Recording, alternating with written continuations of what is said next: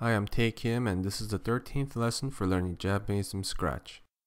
In this lesson, we're going to be learning about the state of being and its polite form. In the last lesson, we learned how to ask, "How are you?" by just learning one word, genki. So how do we make a whole sentence with just one word? Don't we need a subject and a verb? Actually, in Japanese, the only thing that's needed to make a complete sentence is a verb that comes at the end. But this sentence has no verb, so what's going on? Many languages have a verb to describe what something or someone is, or what I refer to as a state of being. In English, this will be the verb to be. However, Japanese does not have a separate verb for state of being because it's built into the noun or adjective itself. Here's a similar example in English. If somebody asked you, "How are things?" you can omit the subject and verb and just say "good" instead of "I am good." The verb to be is implied by the adjective. The only difference in Japanese is that there is no verb for the state of being. It's always implied by the noun or adjective. So we can now see that this sentence does indeed end in the verb, the state of being, because it's implied by the adjective. In addition, in Japanese, it's more natural to omit the subject if it's obvious from the context. In this case, it's obvious that you're going to greet the person you're talking to. While this sentence is nice and short, it is very casual and isn't suitable for greeting, for example, your teacher or boss. Every language has different ways to say the same thing with varying degrees of politeness. However, in Japanese, the level of politeness is built into the grammar and has very specific rules. Politeness in Japanese can be roughly split into 3 levels: honorific and humble, polite, and casual. Honorific and humble forms are only for very formal occasions, such as addressing a customer at a store. The polite forms are used for talking to people you're not familiar with, and social superiors such as your elders, your boss, doctors, teachers, etc. The casual form is used for close friends and family. Let's look at how to go from polite to casual for the state of being.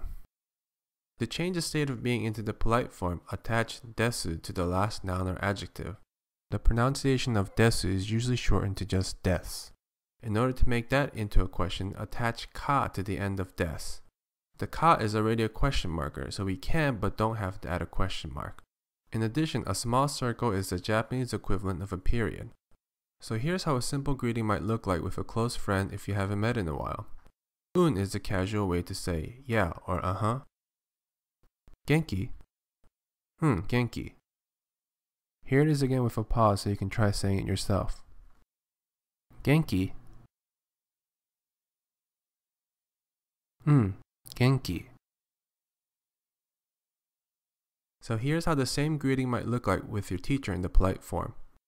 Hi is the more polite way to say yes. O genki desu ka? Hai, genki desu. Here it is again a bit slower. O genki desu ka? Hai, genki desu. Here it is again with a pause so you can try saying it yourself. O genki desu ka? Hai, genki desu. The O in front of genki is an honorific prefix that can be used to make something sound slightly more polite. You do not use it to refer to yourself. So now that we learned how to ask how someone is, now is a perfect time to start applying what you learned by greeting people in Japanese. If you know some Japanese speakers, great. If not, why not try greeting your friends or family in Japanese? At this early stage, it's good practice even just to say things out loud and hear yourself speak in Japanese. In this lesson, we learned about the state of being in the polite form for nouns and adjectives. In the next lesson, we will learn how to introduce new topics into our conversation by using the topic particle. Make sure to check the video description page for a list of the vocabulary used in this lesson. So until then, see you next time.